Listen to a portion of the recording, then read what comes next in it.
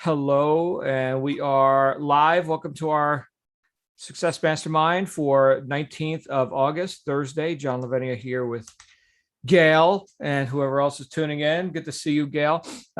See you. Yeah, thank you. I've got a couple ideas that just came up, actually just came up as I was preparing to go live, and I want to share those with you here today.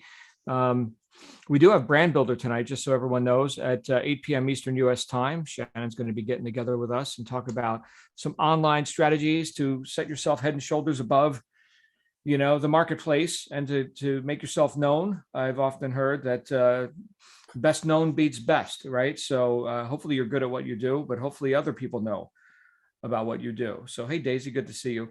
A couple ideas, though, that were coming up for me this morning, just as I was thinking about all the stuff that I've got going on. I know a lot of people have going on. It's been a very busy time. And as we approach fourth quarter, I was thinking about what can I accomplish today, just getting it into today, because my calendar, if you saw my calendar, I'm a madman. I am a freaking madman, like all the stuff that I got on my calendar. And it's all going to get done. But I was looking at it and I was kind of, I don't know if any of you have experienced this, but I was kind of, almost anxious. Yeah, I was getting a bit anxious just looking at all the stuff. Now, fortunately, I've got the stuff on my calendar so I can look at it objectively and say, all right, that goes there, that goes there. Because the worst thing to do, which I have discovered for myself, is to not have that structure or that ability to kind of get it out of my brain and put it on calendar so I can actually see it. But still, the negative emotion of anxiety and a bit of trepidation came up. Hey, Edward. When I was confronting all this stuff that I got to do. And I was reminded of something that I read in several books. Okay. Have any of you ever read Power versus Force by Dr. David Hawkins? This is a book about the hidden determinants of human behavior, and which, sounds like some big words, but the idea here that the way people make decisions, they're not necessarily conscious of it. Like if you ask somebody, why did you buy that thing? Or why did you choose to participate or not participate in whatever that action was? They'll give you a reason, and it may or may not be accurate, and they may or may not be able to give you an accurate answer. But what he talks about, and he wasn't the first guy to talk about this, was that people operate and experience life through filters, and those are based on their chronic emotional state. Definitely the guy who explained this better than anyone was L. Ron Hubbard. He wrote a couple of books about it. He was extremely prolific in studying how people, in life works. But to give you a simple idea of it, and I think we've talked about this before, the idea is that you've heard the saying, life isn't as it is, but as we are.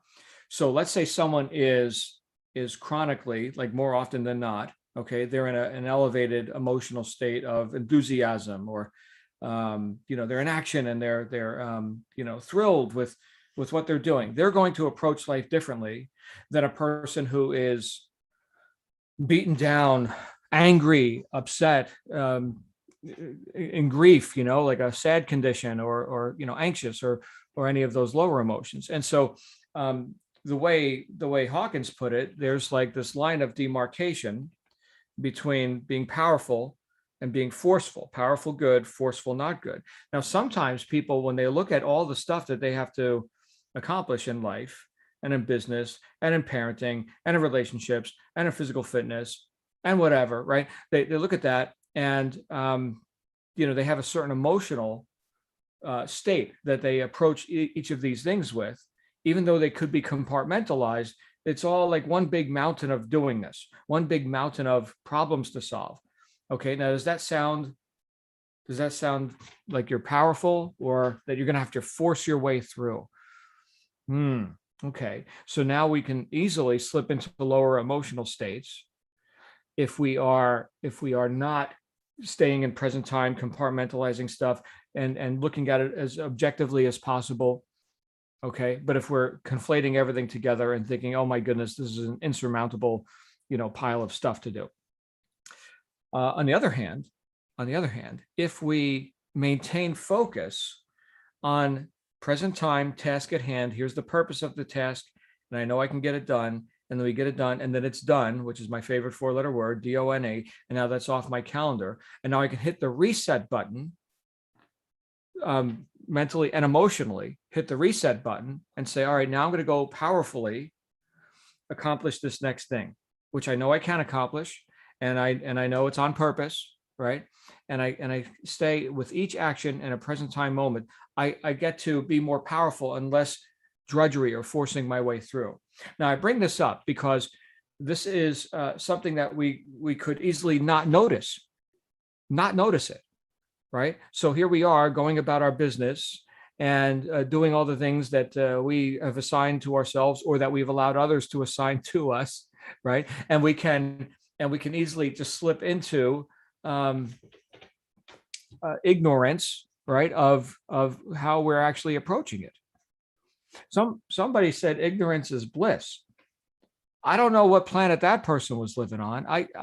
No, ignorance is living hell. I like knowing stuff, right? I like knowing what to do next. I like knowing that I can accomplish it. I like, emotionally, that feels better to me than ignorance. And I get what they're saying with, hey, you don't know about all these other things that are going on. They're not your problems anyway. Go remain ignorant of that. Sure, there's lots of things that are outside of our circle of influence that are concerning, which if I can't have an effect in that area, then I guess ignorance is more blissful than just encumbering myself with a bunch of things I can't do anything about in this exact moment. But that's the whole point, is being in present time, in the moment with that. I just had this experience yesterday with my daughter. I use my daughter as an example a lot because it's someone who I'm continuously and intimately involved with. And she was upset yesterday because a toy that she had, in fact, she had just gotten, they went to an amusement arcade. She won the tickets. She got the prize. And the prize was this plastic slinky like thing, like a rainbow colored plastic slinky. And it was all banged up already. And I was like, well, it's a fragile little thing. We could probably get one on Amazon for $1 or whatever. It cost her like 10,000 points, or how they do it in arcades, right? But she was upset about this. And so the first thing that we did was just stop. Let's be here now. Let's look at some stuff. You see that picture? Thank you. Right? See that light bulb? Yeah, thank you. Okay. And she calmed down. Okay, present time. Right? There's a broken thing. We can get more things, and they'll break too. I mean, slinkers are pretty fragile. I remember, I don't know how many of them, I had as a kid. We didn't have much, but I'll tell you what, the slinkies were always broken for some reason. So that's just not structural engineering, right? It's not a robust product. Okay. So, all right, everybody calm down. And she calmed down, right? She's got 10 million other things to play with too. But it was like something special to her because she had just won it at great expense. But the emotions around it were the actual problem. The broken slinky or the banged up whatever. That's not the real problem. It's how we're reacting to it, and how attached we are.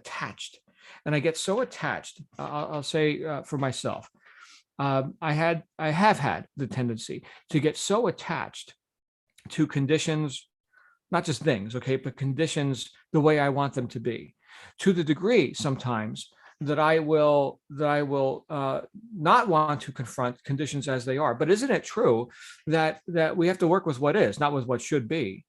I mean, if we're going to have an effect, if we're going to be successful in life and business and whatever, here are the conditions that we're working with. COVID, for example, I have clients that I'm talking with all over the world. And one of the things that I talk with them about is, we're having this live event, right? There's a live event coming up, and seminars and all this. And there are people who are living right now in conditions of so-called lockdown. Not sure what that's all about. Okay, but can't travel, borders closed, and of course it's all under the under the banner of COVID, right? Because somebody got a cough or something. So that is a condition that is, and that we're going to have to deal with and work with as here's a limiting condition. Okay. Now, to deny that would be folly, right? That doesn't exist. No, we're not practicing denial about conditions in our life that aren't pleasing or congenial. But what did Napoleon Hill say? In every crisis is the seed of an equal or greater opportunity. How many of us right now who are engaged in online business have seen our statistics go through the roof? It has been total money bath, right? I could tell you that with some of and you guys know I run 4 businesses, but they're just one of our agencies has done 85,000 this month so far. What is it, the 19th? Nice, nice, right? So that's not I mean, most people would be happy to make that in a year. Not that I'm here to compare to most people, right? The average Joe is average, and average by definition is not remarkable, right? So it's not my goal. It's not your goal either, right? So if we're looking at, where's the silver lining? Where's the opportunity? Where's the seed of this equal or greater opportunity? I would argue, and apparently so would, these authors, right, who have talked about, things like the hidden determinants of human behavior. I would argue that we're only going to see the opportunity if we're in the emotional state to see opportunities. Otherwise, we're not going to see them. If we fixate our attention on what I can't do, and look, I've done that too. I'm just telling you it doesn't work. Okay, you can do whatever you want. But if we fixate our attention on here's what's wrong, here's what's broken, here's what we can't do, can we even see the opportunity? We've talked about this before. We've only got so much attention. Here's your bucket of attention. You will spend it every day. You can't save it. You will spend it. Spend wisely or invest, right? Hopefully invest, right? So I'm going to spend this token of attention on this, observing this problem. Okay. Now, do I just pour the whole bucket out onto that one thing? Well, now I don't have any attention to see the opportunity, the seed of an equal or greater opportunity. I can't even see it because all my attention is fixated over here. How do we maintain that balance and maintain our own sanity and emotional state? Just the same thing I was just talking about I did with my daughter. Okay, in present time, let's look at other things that are real right now in your environment that aren't the broken slinky. Yes, that's real. I got that. Okay, what else is real? Oh my goodness, here's what's real. Look at this. Hold on a second. Look at this guy who wants some attention apparently. Butch, what do you think? It's all about treats and meats. He just knows meat. And whenever daddy gets a slice of ham out of the refrigerator, he gets some too. You see, now we're talking. Now we're in present time, right, buddy? That's right. Okay. So go relax. It's okay. You're a good boy. He's got his little drag bag on because, well, you guys, those of you who know, he's can't use his lower body so good. So he craps all over the place. So anyway, but he's a good boy. Did that just bring you up a little bit? Hopefully, puppies, right? Well, he's not a puppy, he's full grown, but did that kind of bring it back to, all right, now what are we talking about now? Okay. So right now, as in right now, what can I do about it? What can I do about this problem? Okay, now that I've gotten a little bit of distance from it, and there's other things besides that problem in my life in present time, that's very nice. Okay, so what can I do about it right now? And I'm a bit more up. I'm a bit more lofty, light and airy inside, crisp and crunchy outside. You guys remember the old Thomas's English muffin commercials? For some reason, that stuck with me. Light and airy inside, crisp and crunchy outside. That sounds like the ideal personality, right? I think, you know what? I think Allie is light and airy inside, crisp and crunchy outside. Crisp and crunchy outside. Okay. When I feel good, I do good. I guess there's the bottom line, is that when I'm in a pleasing emotional state, because I remember to be, and because I'm not ignorant of who I am and the position from which I'm operating in this moment, I tend to make better decisions. I tend to not be so attached to conditions the way they should be, and I can deal with conditions as they are, and I can increase my production. And since production is the basis of morale, that's an upward spiral. It's an upward spiral. Now I'm producing. Now I'm getting a result. Now I'm pleased with myself. Hooray for me. What other results can we get? And our statistics go up and up and up and up. But no matter what, don't allow yourself to be ignorant of who is showing up to do this work. what emotional state am I operating from? And so I say this today, and I don't know if this is real for any of you on here right now, but if I showed you my calendar, you'd probably poop your pants. Okay, that's what my life looks like right now. Okay, and so I don't know if you're experiencing that, but if you are, then please heed this suggestion and compartmentalize and stay present with this. Don't let your mind run amok with this. Now, if you're finding that you've got a lot of white space on your calendar, well, then I guess you can go in the other direction, and you can get busy. You can get busy. You could say, you know what, I'm going to go put something on the calendar right now. I'm going to go make something happen, right? And then production begets production, right? Again, the morale, and next thing you know, you're thinking of ideas, you're thinking of opportunities, and you're making haste with that. You're getting on with it. Being stopped, sure way to get into your own head and to get out of present times, to be stopped. What's the old saying, Gail? Idle hands do the devil's work. Okay, so if you're on the other side of the spectrum here, let's get something on the calendar. Let's get something going. You deserve it. Okay. I love you guys. I thank you all for tuning in and for being here. I know it's a summertime, beautiful weather. Most people are out, but I do see Virginia and Sandy and Janet and Gail and Edward and Daisy and Allie. Anybody have some thoughts on this? Feel free to come on out. You don't even have to raise hands. Light crowd today. And for those of you on YouTube, glad you're tuning in as well. Any thoughts on this? Getting your emotional state up, Gail? Yeah, when I was working, my calendar was like yours. And I never did anything without first checking my calendar. And people would say, gee, if they saw it, how do you get everything done? But I always did. Now, being retired, there's not as much, but I still, when somebody asks me, can you do this or can you do that? I don't trust myself to say yes or no until I first check my calendar. And now there's a lot of white space. And I'm not sure if I like that. So I like your suggestion of doing something about that. So I have to look more into that. Yeah. Well, thank you, Gail. And yes, you have been productive. And in your case, well, the goals drive the calendar, right? I mean, here's my role that I'm going to take on this post, and here are the goals of that role, and here are the tasks to achieve that goal. So maybe it's just a matter of, saying, here's something I'd like to accomplish.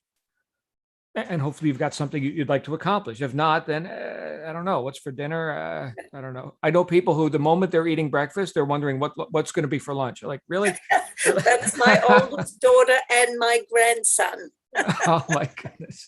It used to drive me crazy when Natasha was growing up, and it was always, or if you gave her something, or we did a special treat, she'd already be on to the next one.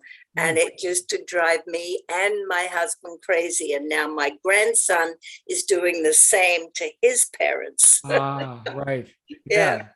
Not in present time. Like, sit there and enjoy present time. Like, do it. Yeah.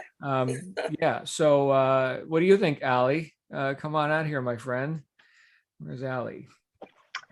Absolutely. Enjoy the present time. Absolutely. I think what you're saying about the emotional state, I'm realizing that some of the tasks that I'm approaching during the day, I'm not in the best emotional state because potentially I don't like the task or whatever it is. And so how crucial it is to monitor that and correct it and make sure that you are entering each task positively with that energy, and it will make the task better for sure than sitting there thinking negatively about it.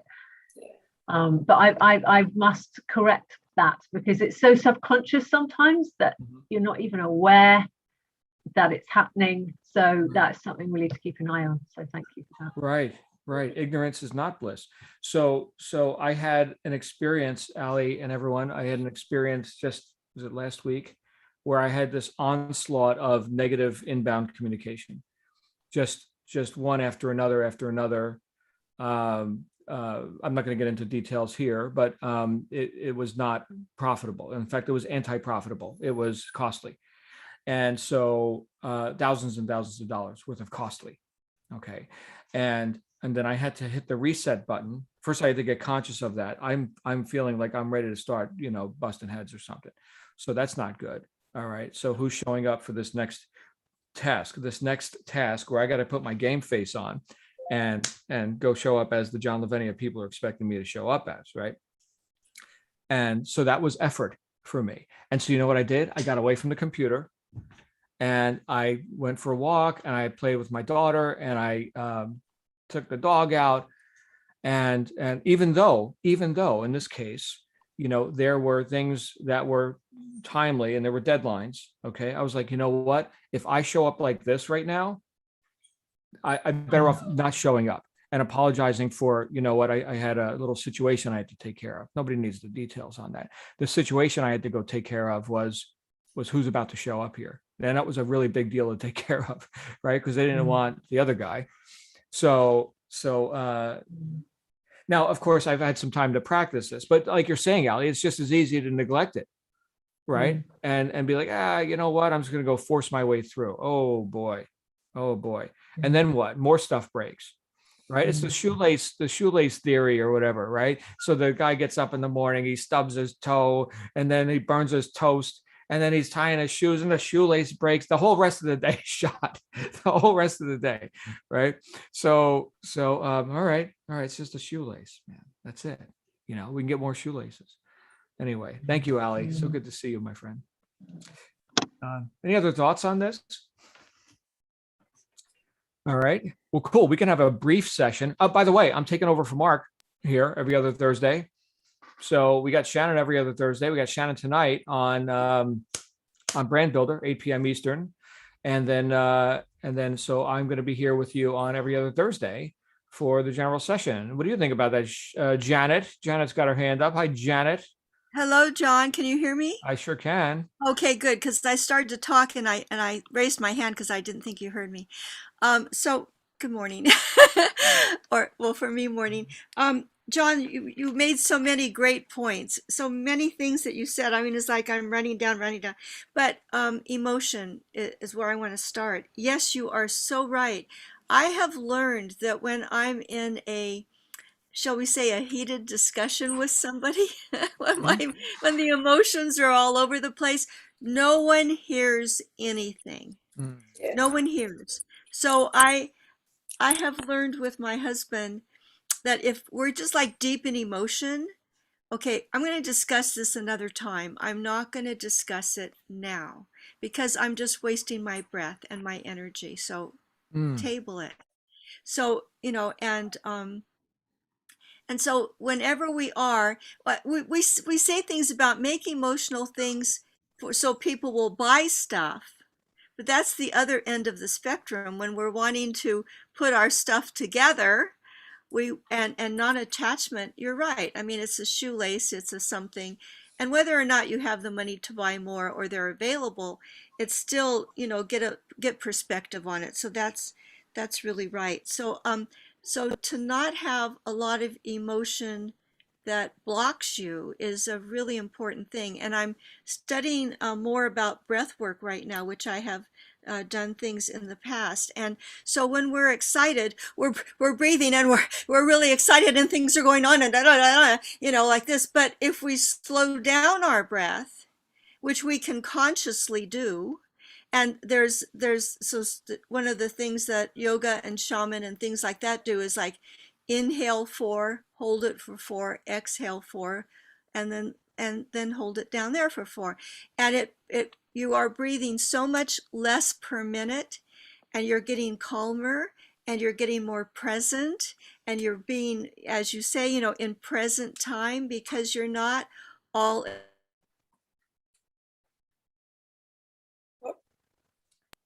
I think we lost Janet. Hello, Janet. Did we lose Janet? I think so. Okay. Poof. She's gone. That just happened. She's in present time somewhere. Not here. All right, maybe we'll get Janet back. Edward, and then Virginia. Edward. Good morning, everybody. Good afternoon. How y'all doing? Good. The thing that jumps out for me is reflecting back on what Anthony Robbins said a long time ago, and that is you have to be aware and in control of your states, states that you want to project to the situation or the circumstance, and that will put you where you need to be. And one of the things that I've learned in this group is, number one, you got to visualize, and you got to be on purpose, and you got to make sure that you meditate, because those things put you in the state that you need to be in order to get, the results you're looking for. So, whatever triggers you to do it, like Robbins talked about, you got to have an emotional trigger that allows you to, connect with that alignment that you need in order to get there. So, and that book you mentioned, Power versus Force, Hawkins is brilliant. It's a hard read, kind of, because it's kind of, technical and scientific and everything. But, one of the things that really got me on that book was the vibration of Jesus Christ, how, he was so much more powerful than anything else that the vibration talked about.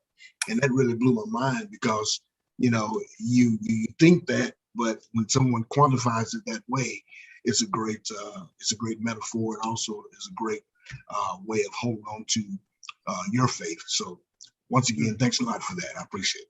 Thank you, Edward. And thank you for the reminder, right? And that's why we keep showing up here, is because I forget this stuff, and Hawkins was an applied kinesiologist, right? So there's definitely like some scientific jargon and stuff in there, but interesting read.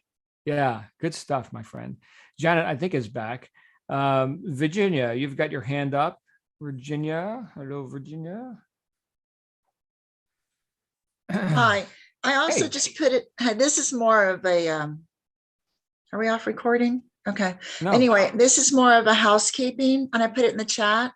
I'm really missing Therese and Nicola, with their nutrition sessions and meditation. Are they coming back? Do we have an update on those? Great question. And so I know Nicola is at this point working on other stuff, and she may be able to reintroduce some meditation sessions here. Therese, I've not heard back from. So that was going back on the calendar in August, but now it's August and I haven't heard from Therese. So I did reach out to her, and I'd love to have that back on the calendar. And I think, what I think it is? I think it's summer. I don't know what else to attribute it to, but I think people are out doing their thing, and especially in certain places like America, where, many of our hosts are, it's summertime and beach time and everything else.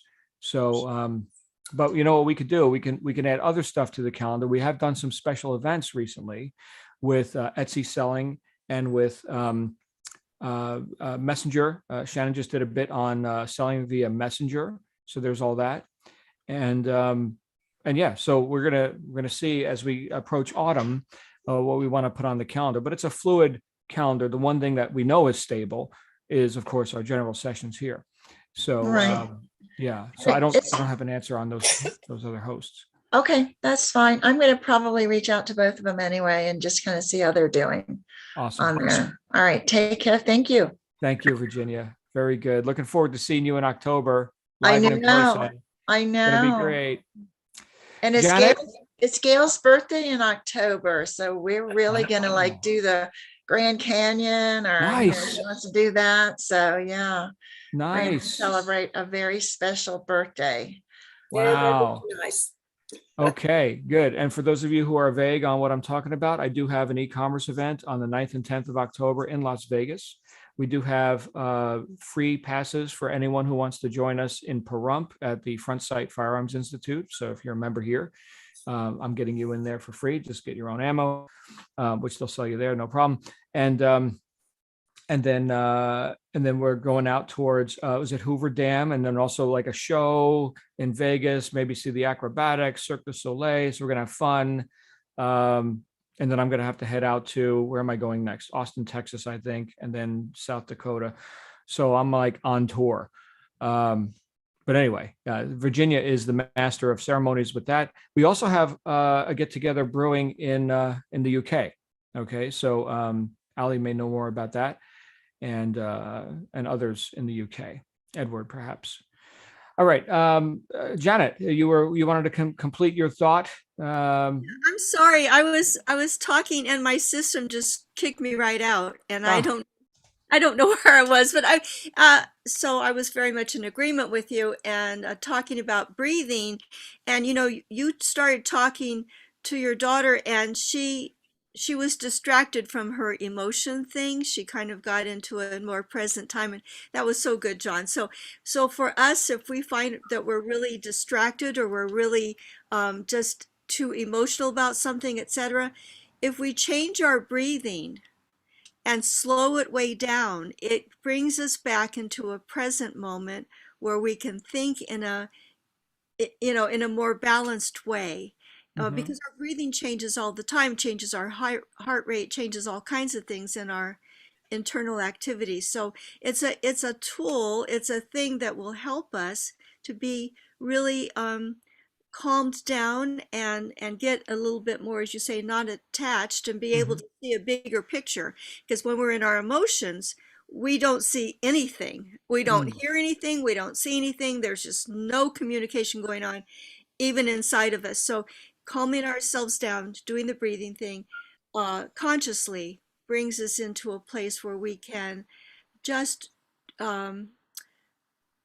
be in present and be more productive, because we are now not in all of these places that we're all strung out and all crazy, but we are really more centered to our core, and that's important. Thank you, John. I'm sorry that happened, but That's technology. It's nothing personal. And thank you, Janet, for that. You mentioned that communication isn't happening. In other words, you can't see the opportunities. You cannot communicate with reality because you're all inside, right? So that is so profound, Janet. Thank you. Great reminder. And you mentioned also, before you got booted out of the system, the emotional state that we want to induce on the part of others so they can make a buying decision, right? Now, that is always in the direction of upward, right? It's not like we're bringing people down. No, right? We're bringing people up. And so we want them excited. Yeah. Right. And you know what? When I first started studying that sort of a thing, and the theory or the idea that if you that people will be attracted to you when you bring them up that emotional scale or whatever, an idea for me came up. Well, then why is something like gangster rap so popular? Right. I mean, this is anger and hate and violence, right? And so the answer I got was, well, the target audience are being brought up into anger from grief, despair, hopelessness, ghetto life, right? So now you're going to go be a tough guy and, be a, gunslinging thug or whatever, right? So that's up from apathy, I can do nothing, right? I'm a victim, to now I am, I'm pissed off. Yeah. And I've got my brothers around me, and I'm, I can be effective. I can be cause. Right. Yeah. Right. Yeah. I mean, it's not terribly resourceful, but it's more resourceful than sitting there and crying. Okay. Yeah. So that is valid. And here's the money. Sell me the record, right? And the T-shirt and the whatever. So, and the thing, I'm sorry, John. The thing that I just read is, don't sell people on the features, sell them on the benefits. Oh, yeah. And you're the master salesman, so that, yeah, that resonates. Yes. Yeah. What's in it for me? Why should I care? Right. I mean, that's the conversation. Well, these features exist for a reason, so that you can have that. Oh, well, now I want that. Right. So, yeah, beautiful stuff, Janet. And by the way, for those of you who have not been through it, if you go into our recordings, special events, there's a 2-part series on sales mastery in there, which people say kicked ass. And it was just impromptu as it came out of my brain. So if you're into that specifically, dig in. And it's all included in your membership. My goodness, that's worth 10,000 right there. Okay. Are we done? Shall we wrap up, gentlemen and ladies? Okay, very good. So Sandy, I see that you're not going to be able to get out there for October. It's okay. We'll do more. This is just a little regional thing, kind of impromptu, although we have been, thanks to Virginia and Linda, right? We've been thinking about this for a month and planning and all this. We're still almost 2 months out.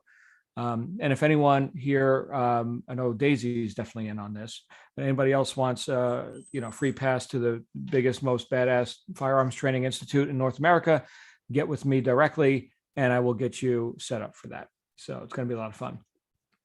All right, we're going to go ahead and wrap up. I will see you all, Brand Builder tonight, 8 p.m. Eastern US time. And then, of course, I'll be back here with you on General Session tomorrow, Fun Friday. Please wear a Hawaiian shirt or a funny hat or something. And please bring a joke and have a dog or a cat because we deserve to have a little bit of fun. All right, I will see you guys real soon. Have a great day. Bye.